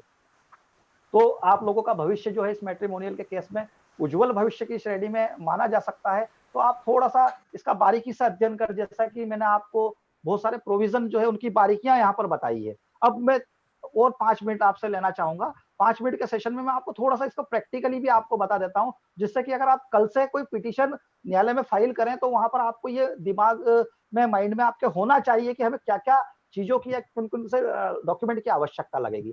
तो यहाँ पर कोई भी पिटीशन अगर हम सेक्शन 9 के अंतर्गत या सेक्शन 10 के अंतर्गत या सेक्शन 13 के अंतर्गत न्यायालय में लेकर जाते हैं, तो आप थोड़ा सा सबसे पहले अपने पक्षकार का एग्जामिन करें।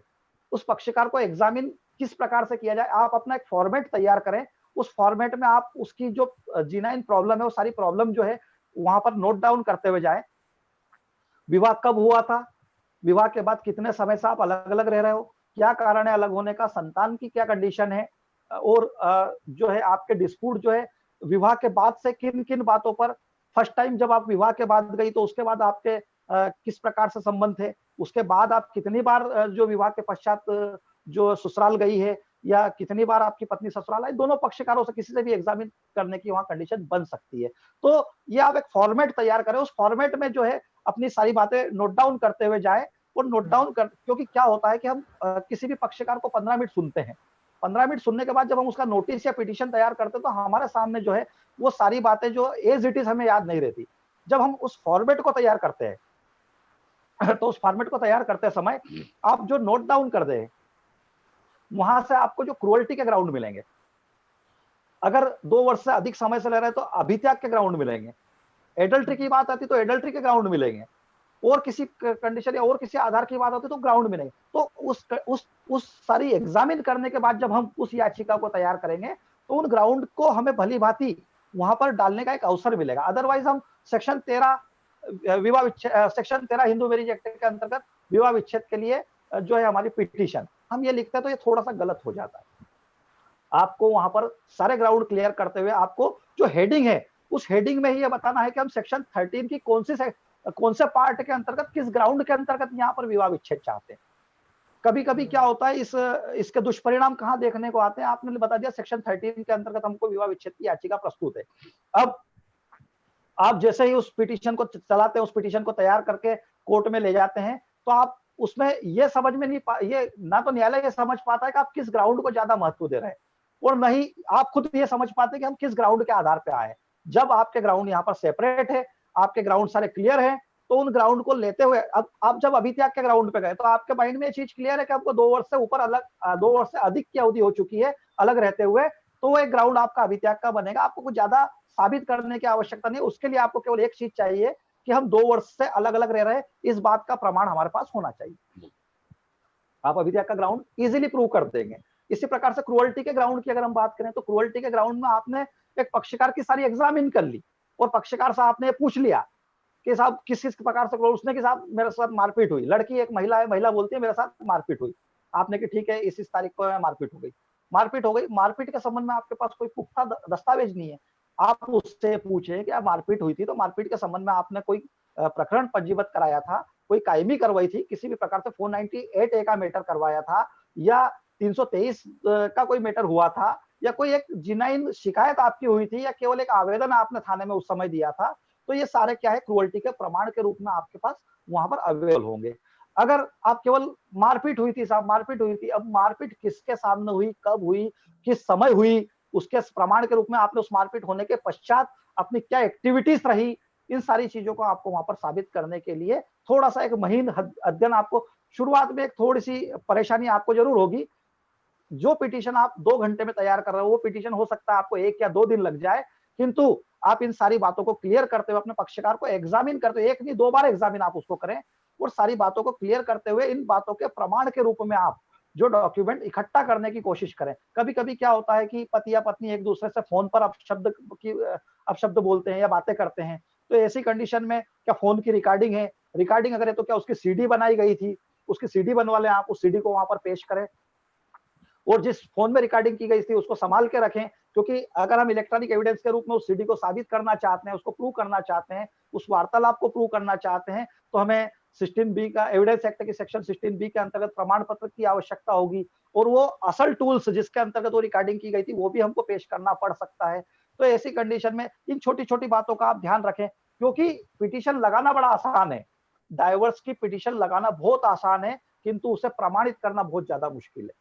तो यहाँ पर इन चीजों को, इन ग्राउंडों के आधार पर जब आप जाएं, जैसे कि बताया कि 7 वर्ष से लापता है, अब उसी ग्राउंड को लेकर हम जा रहे हैं कि 7 वर्ष से साहब पति या पत्नी लापता है, आप उसमें प्लीडिंग ले लेते हो कि 7 वर्ष से लापता है। अब 7 वर्ष से लापता होने के संबंध में आपने कभी कोई एक्टिविटीज करी, आपने कोई ऐसी विज्ञप्ति जारी करी थी आज से 7 वर्ष पहले, या बीच में कभी आपने कोई ऐसी विज्ञप्ति दी हो जो ये साबित करती हो कि विवाह के पक्षकार जो है उसको, पक्षकार को हमने तलाश करने की काफी कोशिश की, आपने कोई गुमशुदगी की रिपोर्ट डाली हो थाने पर, या कोई कायमी इस प्रकार से हुई हो, या उसे ढूंढने के जहां जहां पर प्रयास किए हो, तो ये सारी बातें, ये सारे डॉक्यूमेंट आपको कलेक्ट करना होंगे। ये डॉक्यूमेंट आपका जो आपके पिटीशन है जो उसको एक मजबूत आधार बनाते हैं, उसको एक मजबूती प्रदान करते हैं। अदरवाइज आप केवल पिटीशन में अपनी प्लीडिंग लेते हुए अगर कोर्ट चले जाते हो तो बहुत मुश्किल हो जाता है, क्योंकि वहां पर जो अपोजिट लॉयर है वो केवल आपसे यही बातें पूछेगा कि इसके संबंध में आपने कोई प्रमाण यहाँ पर लगाए हैं, तो आप वहां पर ये बोल ही नहीं पाएंगे कि नहीं लगाए साहब। तो ऐसी कंडीशन में आपको थोड़ा सा डॉक्यूमेंट कलेक्ट करने पर जोर देना चाहिए। अब मैं बात करता हूं कि पिटीशन के साथ में एक तो शपथ पत्र फाइल होना चाहिए। मैंने बताया सेक्शन 6 ऑर्डर 6 रूल 15(4) का शपथ पत्र सीपीसी का जो है हमारा, वहां पर हमारे अभिवचन जो है वो सारे सत्यापित होना चाहिए, वो सारे अभिवचन आपको सत्यापित वेरीफाई करना होंगे। तो एक शपथ पत्र कंपलसरी है। बहुत सारे क्या करते हैं कि एक शपथ पत्र का छोटा फॉर्मेट होता है कि फर्स्ट पेरे में ले लिया साहब मेरा नाम ये है, मैं वहां निवास करता हूँ, ये मेरी आइडेंटिफिकेशन ये। सेकंड पेरे में आपने एक प्लीडिंग ली कि मैंने विवाह विच्छेद की पिटीशन सेक्शन 13 के अंतर्गत फाइल की है, जिसमें एक लगाया अंत तक किए गए सारे अभिवचन जो है सत्य और सही है, मैंने कोई भी अभिवचन न्यायालय से छिपाया नहीं है, और कोई भी अभिवचन जो है मैंने किसी भी प्रकार से यहाँ पर न्यायालय को गलत नहीं बताया है, उसे सत्य माना जाए। यहाँ पर ये प्लीडिंग थोड़ा सा मैं आपसे बताऊंगा, क्योंकि माननीय सुप्रीम कोर्ट के काफी ऑर्डर 6 के ऊपर काफी साइटेशन रहे हैं, काफी बातें रही है, वहां पर सेक्शन 6 की जो प्लीडिंग है वो क्लियर होना चाहिए। ऑर्डर 6 में जो आप वेरीफाई कर रहे हो जिन अभिवचनों को, उसको क्लियर करना होगा आपको। तो जिस प्रकार से आपने यहाँ पर पिटीशन बनाई है उस पिटीशन का प्रत्येक पेरा आपको वहां पर वेरीफाई करना होगा। तो शपथ पत्र में आपको एज इट इज प्रत्येक पेरा डालना चाहिए। आपका शपथ पत्र जो बनेगा वो शार्ट 2 पेरे का न बनते हुए पूरा 15 पेरे या 20 पेरे, जो भी जितने भी पेरे आपने वहां पर, जितने भी पद आपने वहां पर अभिवचन के लिए हैं, वो सारे अभिवचन के पेरे जो है वो वेरीफाई होना चाहिए। तो ये एक आप बात का ध्यान रखें। उसके साथ डॉक्यूमेंट लिस्ट जो आप बना रहे हैं, उस डॉक्यूमेंट लिस्ट में सबसे पहला प्रमाण जो है आपके विवाह का प्रमाण, या तो विवाह के फोटोग्राफ से है, या आपका ऐसा कोई डॉक्यूमेंट है जिसमें आपको पति या पत्नी के रूप में वहां पर बताया गया है, वो होना चाहिए। या कभी भी आप पति और पत्नी के रूप में साथ में कहीं घूमने गए हैं तो फोटोग्राफ से है, या सीडी बनाई है, वीडियो रिकॉर्डिंग है, ये शादी की रिकॉर्डिंग है, ये इस प्रकार का कोई, या विवाह की पत्रिका है, इस प्रकार का कोई भी प्रमाण आपके पास विवाह, क्योंकि कभी कभी क्या होता है अपोजिट पक्षकार ये बोल देता है कि साहब हमारा तो विवाह हुआ ही नहीं है, आपका पहला पेरा जो है कि साहब हम इस प्रकार से विवाहित है, उसी को उसने वहां पर असत्य होने से अस्वीकार कर दिया। तो अब आपके ऊपर एक इश्यू का बर्डन और बढ़ गया कि आप अपना पहले विवाह साबित करो, पहले विवाह साबित करो और उसके बाद फिर आप विवाह विच्छेद के लिए जाओ। हालांकि वहां पर ऐसी कंडीशन में आपको क्या करना है, वहां पे अपने विवाह का प्रमाण के रूप में डॉक्यूमेंट पेश करना है। जो आपकी डॉक्यूमेंट लिस्ट है उस हेलो उसमें, हाँ, यहाँ जो आपकी डॉक्यूमेंट लिस्ट है, वो डॉक्यूमेंट लिस्ट में आपको सारे के सारे जो है डॉक्यूमेंट है क्रम वाइज जमाना है। आप क्रुअल्टी के संबंध में कोई डॉक्यूमेंट है, अभित्याग के संबंध में कोई डॉक्यूमेंट है, लापता होने के संबंध में, संसार परित्याग होने के संबंध में, कुष्ठ रोग के संबंध में, रतिजन्य रोग के संबंध, जिस ग्राउंड पर भी आप पिटीशन फाइल करना चाहते हो उसके डॉक्यूमेंट होना चाहिए। अगर आपने कोई पक्षकार को पहले नोटिस दिया है तो नोटिस होना चाहिए। तो ये सारे डॉक्यूमेंट की लिस्ट के अकॉर्डिंग डॉक्यूमेंट होना चाहिए। उसके बाद आपको साक्ष्य सूची भी देना चाहिए।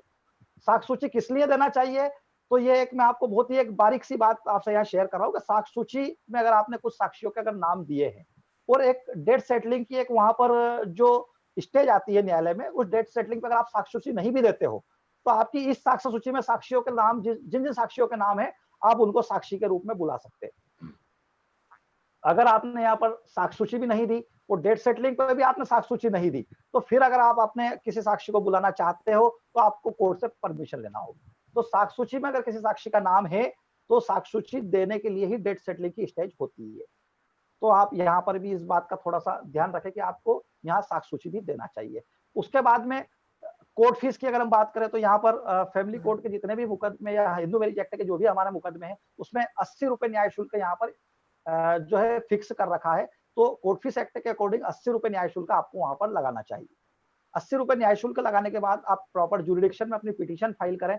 सबसे पहली स्टेज होगी पिटीशन फाइल करने की, सेकंड स्टेज होगी उसकी दर्ज होने की, थर्ड स्टेज होगी नोटिस जारी होने की। डिफेंडेंट को नोटिस जाएंगे, नोटिस जारी हो गए, समन चलेगा।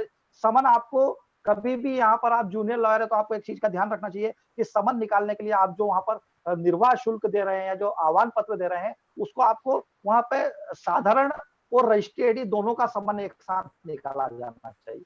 तो उससे आपकी क्या एक स्टेज बच जाएगी। कभी कभी साधारण रूप से जो है तामील नहीं हो पाती है रजिस्ट्री आईडी की सेकंड स्टेज में, तो वहां 1 या 2 महीने डिले हो जाते हैं। तो आपको साधारण रजिस्ट्री आईडी का दोनों का तलवाना एक साथ देना चाहिए।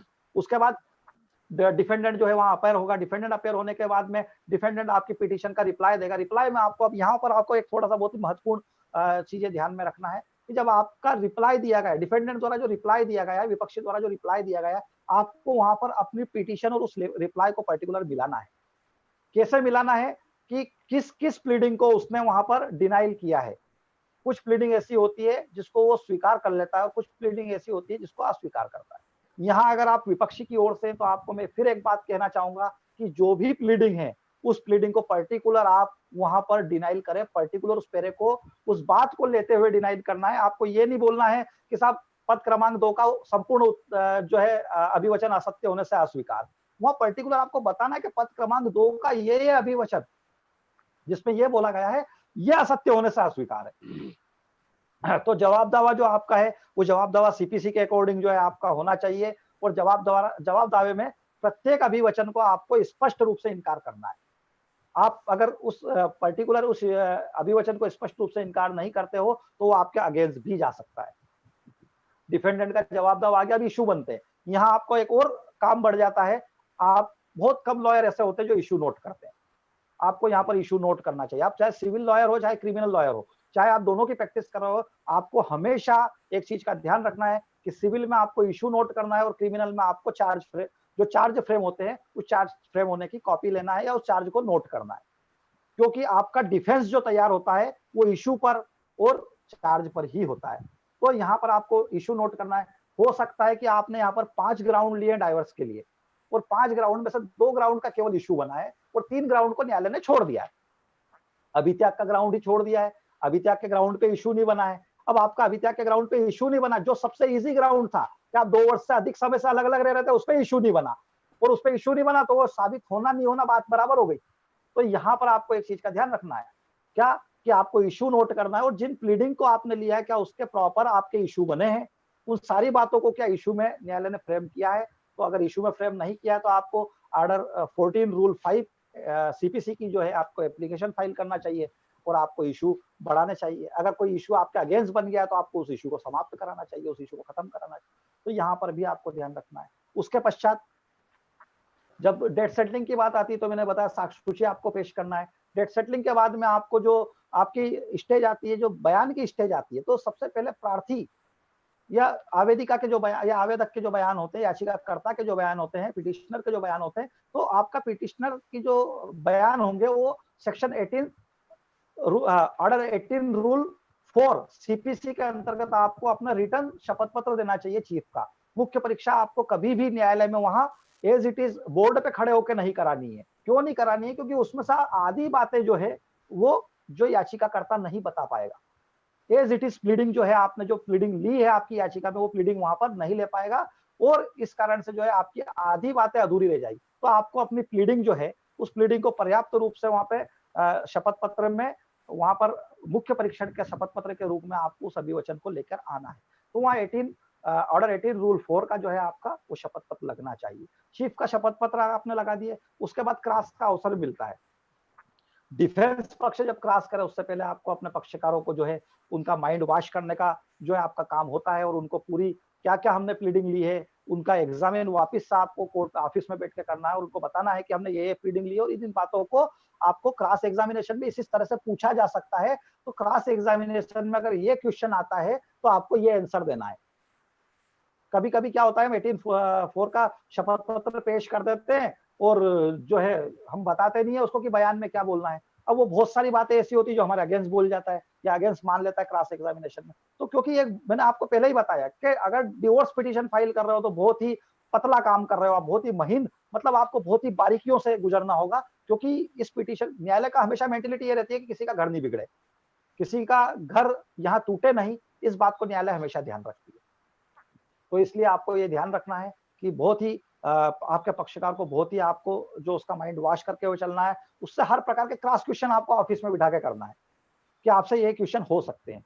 उसके बाद बात करें हम तो आर्ग्यूमेंट की, यहाँ थोड़ा सा मैं आपसे एक और बात करना चाहता हूँ। कुछ लोग क्या करते हैं कि आपके जो ग्राउंड बयान में आते हैं या आपके जो प्लीडिंग आपके जो बयान आते हैं उसके ऊपर साइटेशन नोट करते हैं और उसके ऊपर साइटेशन ढूंढते हैं और फिर वो उसके ऊपर आर्ग्यूमेंट करते हैं।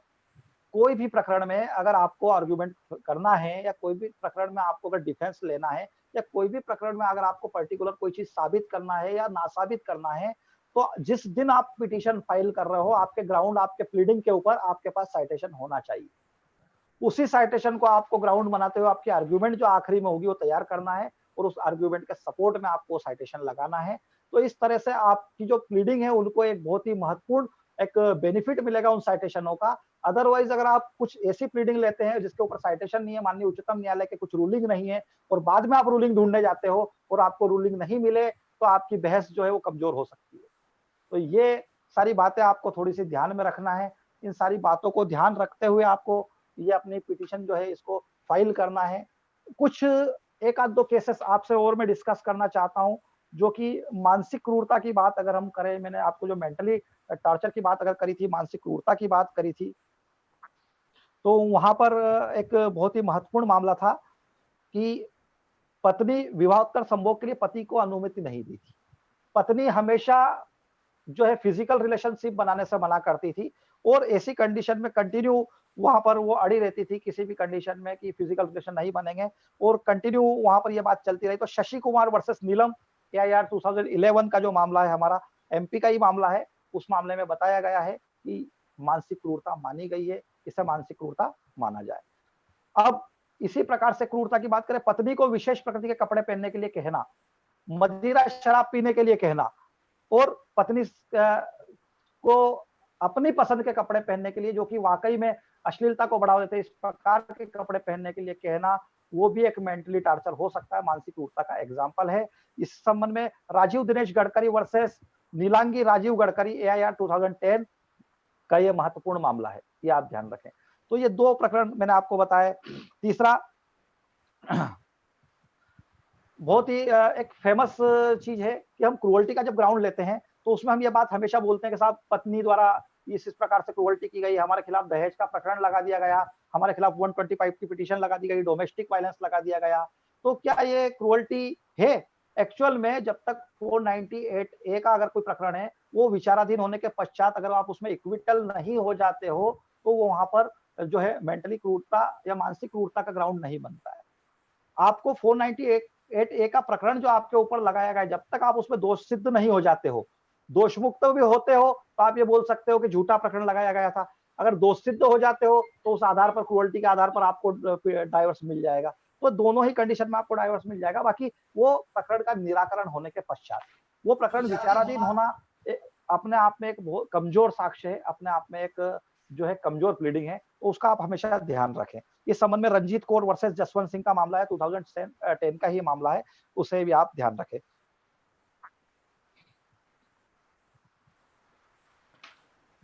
और एक महत्वपूर्ण प्रकरण और भी है, इसे भी आप थोड़ा सा ध्यान रखें, क्रूरता के संबंध में ही है यहाँ पर, कि पत्नी द्वारा बार बार आत्महत्या करने की कोशिश करना या आत्महत्या करने की धमकी देना यहाँ पर मानसिक क्रूरता मानी गई है, और उसके आधार पर डिवोर्स को यहाँ पर बताया गया है, तो उसका ग्राउंड माना गया है। तो ये इस प्रकार से जो है बहुत ही महत्वपूर्ण सेशन जो है हमारा आज, ये गुप्ता जी की वजह से यहाँ पर जो है सफल हो पाया है। सफल तो आप लोग बताएंगे कि हुआ है या नहीं हुआ है, किंतु ये जो गुप्ता जी का एक बहुत ही अच्छा यहाँ पर महत्वपूर्ण जो है पार्ट रहा है कि गुप्ता जी ने ये इस प्रकार से सेशन निरंतर आयोजित कर रहे हैं, और ये आगे भी इस प्रकार से सेशन आयोजित होते रहेंगे, तो आप सभी लोगों को यहाँ काफी फायदा मिलेगा। आपको नई नई चीजें, नए नए टॉपिक सीखने को मिलते हैं। जैसे कि अभी शायद कल भी गुप्ता जी ने एक सेशन रखा है यहाँ पर, तो मैं चाहता हूँ कि जो नए बच्चे हैं, नए स्टूडेंट्स हैं, या जो जूनियर लॉयर है, या जो हमारे साथी बंधु हैं, इस प्रकार के कार्यक्रमों को निरंतर अगर आप अटेंड करते रहेंगे तो हमें फायदा होना है, हमें किसी भी प्रकार का कोई नुकसान नहीं होना है। और आज जो गुप्ता जी के द्वारा मुझे यहाँ पर आमंत्रित किया गया है, तो इसके लिए मैं उनको बहुत बहुत आभार देना चाहता हूँ, धन्यवाद देना चाहता हूँ, साधुवाद देना चाहता हूँ कि आपने प्लेटफॉर्म ये तैयार किया है, जिससे कि हमारे कुछ भाइयों को कुछ नई चीजें सीखने को मिलेगी और नई बातें यहाँ पर होगी। अब आप लोग अगर कोई आपके क्वेश्चन हो तो आप निश्चिंत कर सकते हैं। बिल्कुल सर, मैं थैंक यू वेरी मच। इतना आपने बहुत अच्छा आज का वेबिनार रहा, और आपने इतना मेरी तारीफ की, क्या बताया जाए, लेकिन हो गया। इस लॉकडाउन में हम लोग का सब यूजफुल रहे, मैं यही बनाने की प्रयास कर रहा हूँ कि हम लोग इस लॉकडाउन का पूरा यूज कर सके। तो अगर किसी का कोई क्वेश्चन है तो बिल्कुल पूछे सर से। सर आमीन खान जी। हाँ ये सर मेरा एक क्वेश्चन है, जैसे सेक्शन 13 पेश किया है जी, तो उसमें धारा 24 का जो आवेदन लगाते हैं एंट्रीम, तो मैक्सिमम रूप सर क्या पति की तरफ से भी लगाया जा सकता है? बिल्कुल लगाया जा सकता है। मैंने आपसे डिस्कस किया है, सेक्शन 24 की जो प्लीडिंग है उसमें स्पेशली पत्नी ही वो आवेदन लगा पाएगी, कहीं भी नहीं है ना। तो जो है वाद के दोनों पक्षकारों की बात करती है, तो दोनों यहाँ पर लगा सकते हैं। बट उसके लिए ये जरूरी है कि पत्नी का सक्षम होना बहुत जरूरी है। अगर पत्नी खुद सक्षम नहीं है और वो जो है पति उसके अगेंस्ट आवेदन लगाता है, तो वो शायद मेंटेन नहीं होगा, है ना। Thank you. ठीक है जी, आगे और किसी का क्वेश्चन हो तो आप लोग कर सकते हैं।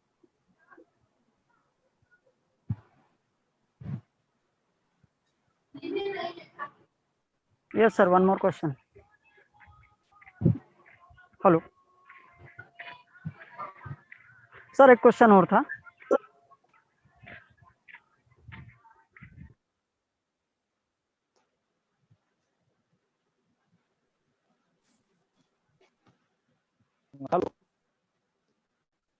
हेलो हेलो, आवाज नहीं आ रही है आपकी।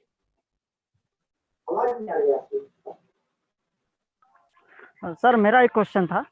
जी जी बताएं। जी सर, मेरा एक क्वेश्चन था कि जैसे कोई रिकॉर्डिंग वगैरह हमने पेश की है, तो उसमें क्या 65B का एविडेंस एक्ट का प्रमाण पत्र होना अति आवश्यक है, कि अगर नहीं भी होगा तो भी उसको एक्सेप्ट कर लिया जाएगा? एक्चुअल में इलेक्ट्रॉनिक एविडेंस को प्रमाणित करना या इलेक्ट्रॉनिक एविडेंस के रूप में किसी भी साक्ष्य को प्रस्तुत करना एक अलग बात है। सीडी हम पेश कर देते हैं या कुछ फोटोग्राफ पेश कर देते हैं, जो भी पेश कर देते हैं, पर उसे साबित करने के लिए हमको 66B जो है, 65B, हाँ सॉरी 65B जो है, हमें उसका पूरी तरह से पालन करना होगा। और उसका प्रमाण पत्र जो है, जिसने भी वो रिकॉर्डिंग बनाई है, उस व्यक्ति का एक एफिडेविट जो है उसमें फॉर्मेट दिया गया है तो उस फॉर्मेट में उसका एक एफिडेविट लगेगा और उसको प्रमाणित करने के लिए उस एफिडेविट को वहां पर मान्य किया जाएगा। तो हमेशा इलेक्ट्रॉनिक एविडेंस को साबित करने के लिए आपको उसका प्रमाण पत्र बड़ा जरूरी है। ओके।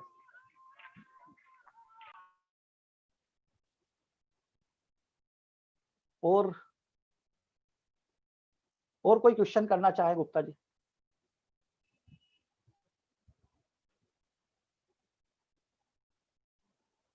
अगर आप लोगों के कोई क्वेश्चन हो तो आप मुझे पर्सनली भी भेज सकते हैं।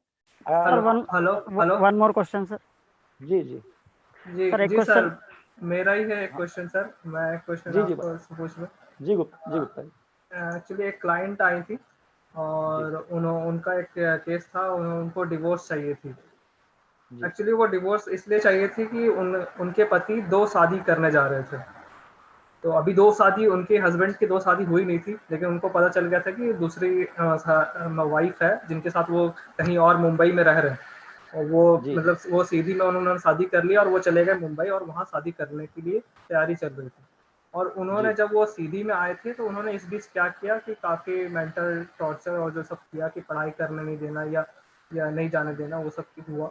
और उन्होंने लास्ट में क्या कि पेपर देने के बहाने कि तुम पेपर देने ना जा पाओ, तो इसके लिए उसको कोर्ट ले जा करके नोटरी पे एक एग्रीमेंट पे उसमें साइन करवा लिया गया कि हम लोग विवाह विच्छेद हो चुका है, हमारा हम डिवोर्स हो चुका है। जी तो वो एग्रीमेंट क्या वो मान्य है उसका? और उनको क्या सजेशन दिया जाए कि वो डिवोर्स, एक्चुअली वो डिवोर्स अब चाहती नहीं है, वो चाहती है कि उनकी जी शादी दूसरी है वो रुक जाए और डिवोर्स हाँ, ना हो और मैं उनके साथ रह सकूं। सर गुप्ता जी, इसमें एक चीज आप ध्यान रखें कि डिवोर्स तो उनका विधिवत नहीं हुआ, उसको तो आप चैलेंज कर सकते हैं, जी। बट आप उनको ये सजेस्ट करें कि आप सेक्शन 9 की पिटीशन फाइल करें, क्योंकि वो रेस्टिट्यूशन अभी कौन सी निश्चित, जगह है? हाँ वो अभी कौन? साथ में रह नहीं रहे होंगे ना, ये तो नहीं, फाइनल है कि वो दोनों साथ। हाँ, हाँ तो नहीं आप रहे। सेक्शन 9 की पिटीशन फाइल कर दें और जी। आप ये बताए भी नहीं कि साहब हमने इस प्रकार से कोई नोटरी के अंतर्गत ये कुछ हुआ है या नहीं हुआ है, कुछ भी नहीं बताया आप उसमें। सेक्शन 9 में आप बस इतना बताते हो जाए कि बिना किसी युक्तियुक्त कारण के जो मेरे हस्बैंड है मुझे साथ रखना नहीं चाहते। अब हस्बैंड जो है वो सामने से प्लीडिंग लेके आएंगे कि साहब हमारा तो डाइवोर्स हो चुका है और वो उस पेपर को पेश भी करेंगे।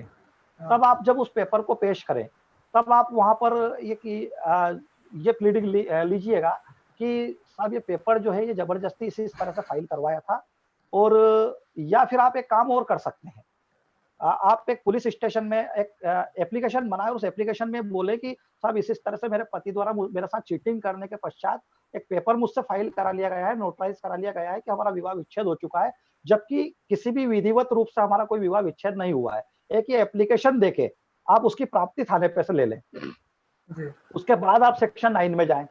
अब जब सेक्शन 9 में वो सामने वाला जो बंदा है वो अगर ये लेके आता है कि साहब हमारा तो विवाह विच्छेद हो चुका है, तो जब आप उस एप्लीकेशन को यहाँ पर मूव करिएगा कि हमारा कोई विवाह विच्छेद नहीं हुआ था और इस संबंध में जो इन्होंने मुझसे फोर्जरी रूप से ये जो पेपर तैयार करवाए थे या मेरे साथ 420 करके पेपर तैयार कराए थे, इसके संबंध में मैं पहले ही माननीय न्यायालय माननीय पुलिस स्टेशन में जो है शिकायत कर चुकी हूँ। और सेक्शन 9 से पहले आप एक काम और भी कर सकते हैं, इसमें एप्लीकेशन देने के पश्चात आप एक नोटिस जो है वो उनके पति को दे कि आप इस प्रकार से विधिवत रूप से विवाहित है और विवाहित होने के पश्चात जो है इस प्रकार से आपने मेरे को बिना किसी युक्त कारण के आपने मुझे जो है अलग कर रखा है, तो आप मुझे वापिस से जो है सम्मान पूर्वक यहाँ पर आपके घर पर ले चले। तो सेक्शन 9 में अगर आप जाएंगे तो ज्यादा बेटर रहेगा, क्योंकि उसकी जो वैधता की अगर हम बात करें, उस डॉक्यूमेंट की वैलिडिटी लीगलिटी की अगर हम बात करें तो डॉक्यूमेंट लीगल नहीं है, क्योंकि सेक्शन 13 के अलावा कोई ऐसा ग्राउंड नहीं है या कोई ऐसे डिक्री के अलावा कोई ऐसा प्रमाण नहीं है जो विवाह को विच्छेद मान करता हो। तो इसलिए विवाह विच्छेद तो आपको हमेशा डिक्री से ही होना है। तो इस प्रकार का अगर कोई पेपर तैयार भी करा लिया गया है तो उसकी कोई लीगलिटी नहीं है, कोई वैधता नहीं है, तो आप उस पेपर से को ज्यादा लाइट में ही उस पेपर को लाइट में लेते हुए सेक्शन 9 जरूर फाइल करें। Okay sir, thank you very much sir. और किसी का कोई क्वेश्चन हो तो पूछ सकते हैं। और कल एक और सेशन है, सिविल जज शालिनी मिश्रा जी हमारे साथ होंगी इंटरव्यू के लिए। तो अगर किसी को कोई क्वेश्चन पूछना हो तो कल बिल्कुल ज्वाइन करें कि जुडिशरी के लिए कैसा प्रिपेयर किया जाए। मेरे ख्याल से सुधीर सिंह जी क्वेश्चन पूछना चाह रहे हैं। हाँ हाँ जी सर, पूछे।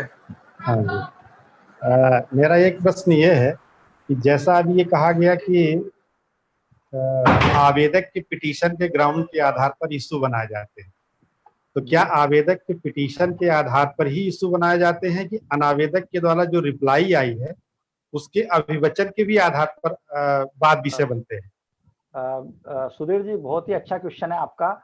एक्चुअल में जो प्लीडिंग, देखो जो इशू बनते हो प्लीडिंग के आधार पर बनाए जाते हैं, और प्लीडिंग की अगर हम डेफिनेशन की बात करेंगे तो ऑर्डर 6 जो है हमारा, उसमें प्लीडिंग में वाद पत्र और लिखित कथन दोनों ही शामिल है।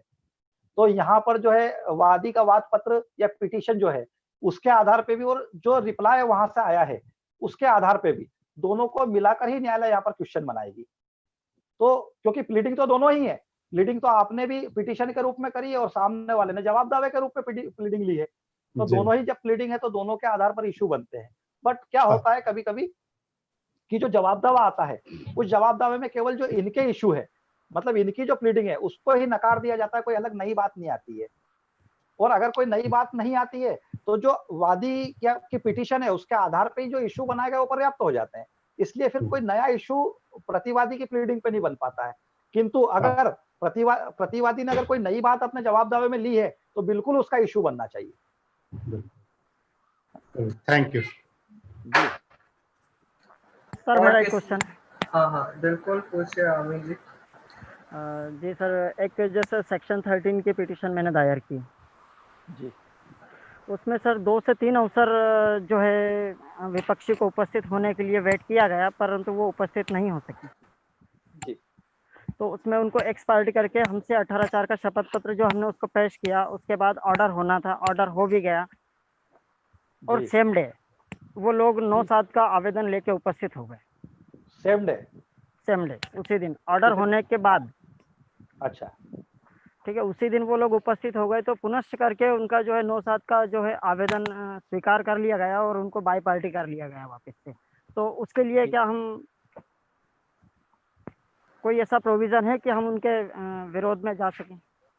बिल्कुल आप जा सकते हो। जैसे कि उन्होंने एक एमजेसी खोली होगी, एमजेसी में सेक्शन 9 का सॉरी ऑर्डर 9 रूल 13 का जो उन्होंने सीपीसी का एक्स पार्टी सेटिसाइड करने के लिए जो दिया है ना, उसको जब उन्होंने लिया तो 9/7 हाँ 9/7 का जो उन्होंने दिया, 9/13 तो एक्स पार्टी डिग्री की आज्ञप्ति के अगेंस्ट जाते हैं। तो उन्होंने जो आवेदन दिया 9/7 का, वो 9/7 का आवेदन तो बाय पार्टी होने के लिए आप उस कंडीशन में कर सकते हो जिस कंडीशन में ऑर्डर नहीं हुआ हो। ऑर्डर होने के पश्चात आप कैसे कर दोगे? ऑर्डर हुआ, ऑर्डर होने के बाद जजमेंट रिकॉर्ड पे आ गया, अब तो वो एक्स पार्टी जजमेंट आ गया। अब जजमेंट आ गया तो डिग्री बनी है नहीं, आपको ये देखना है। जी, डिग्री बन गई है। डिग्री बन गई थी क्या? आपका जो 9/7 का आवेदन आया उसके पहले डिग्री बन गई थी क्या? जी सर, डिग्री बन गई थी, ऑर्डर टाइप हो गया था पूरा ऑर्डर शीट पे। उसके बाद तुरंत उन्होंने 9/7 का आवेदन दिया। यहाँ मैं आपको थोड़ा सा एक टोकना चाहूंगा कि क्या होता है कि आदेश जो होता है, आदेश के 2 दिन के बाद में हमको डिग्री दी जाती है। जी, हमको तो नहीं दी गई थी सर। तो आपको डिग्री नहीं दी गई, और डिग्री आपके केस में देखना आपके क्योंकि 9/7 का आवेदन अगर डिग्री नहीं बनी है तो ले सकती है कोर्ट वहां पर अगर डिग्री बना दी है कोर्ट ने तो उसके बाद तो फिर उसको एक्स पार्टी डिग्री को सेटिसाइड कराने के लिए जाना चाहिए था। जी सर, 18/4 का जो शपथ पत्र है हमारा, उसको उन्होंने रिकॉर्ड पे ले लिया था सेम पे। 18/4 का शपथ पत्र ले लिया, जजमेंट कर दिया, जजमेंट करने के बाद में डिग्री बनाई के लिए ये इशू है। तो डिग्री नहीं अगर बन गई है, जजमेंट डिग्री नहीं बनाई तो 9/7 का जब आवेदन उन्होंने लिया है तो कोर्ट ले सकती है, क्योंकि उसी दिन है। जजमेंट कब आपका माना जाएगा? जजमेंट की कॉपी अगर आपको साइन करके कोर्ट ने दे दी है तब तो उसके बाद में तो फिर पॉसिबल नहीं है एक्स पार्टी को बाय पार्टी करना, क्योंकि केस ही खत्म हो चुका है। पर जब जजमेंट की कॉपी आपको नहीं दी है तो उन्होंने क्या करा कि उसको एक्स पार्टी को बाय पार्टी कर लिया, और वो जजमेंट जो है, वो जजमेंट अभी भी आपकी फाइल में लगा हुआ है? जी शायद नहीं लगा होगा, देखना आप, नहीं लगा होगा आपका जजमेंट कहीं से कहीं तक, क्योंकि कोर्ट अगर जजमेंट कर देगी उसके बाद तो केस खत्म हो जाएगा। तो सर मैं उसको कंफर्म कर दूंगा। और दूसरी बात ये है कि जैसे उन्होंने जो 9/7 का जो आवेदन दिया है, एप्लीकेशन दिया है, हाँ, उन्होंने उसमें तर्क ये रखा हुआ था कि जो है ये विपक्षी इसके मामा जी के यहाँ गई थी, पर जो तामील हुई है तीनों तामील उसी ने एक्सेप्ट की है, उसके सिग्नेचर भी है। तो आपको ये आर्गुमेंट वहां पर 9/7 के रिप्लाई में करनी थी। कर दिया था सर। हाँ, तो अब 9/7 का अगर आप उसने रिप्लाई दे दिया है और 9/7 का, फिर 9/7 का जो आवेदन आपके फेवर में नहीं हुआ है, अगेंस्ट जो आपका हुआ है, तो आप उस 9/7 के आवेदन को चैलेंज कर सकते थे हाईकोर्ट में जाके। बाकी समस्या वही है कि फैमिली कोर्ट का अगर ऑर्डर है तो हाई कोर्ट जाना पड़ता है आपको। इससे अच्छा है कि आप वापस से यहीं पे उस केस को चलने दें। जी थैंक यू। सर अंकित जी का है क्वेश्चन है, तो उन्होंने रेज हैंड किया है, तो जी। पूछे अंकित जी, अनम्यूट करके अपने आप को।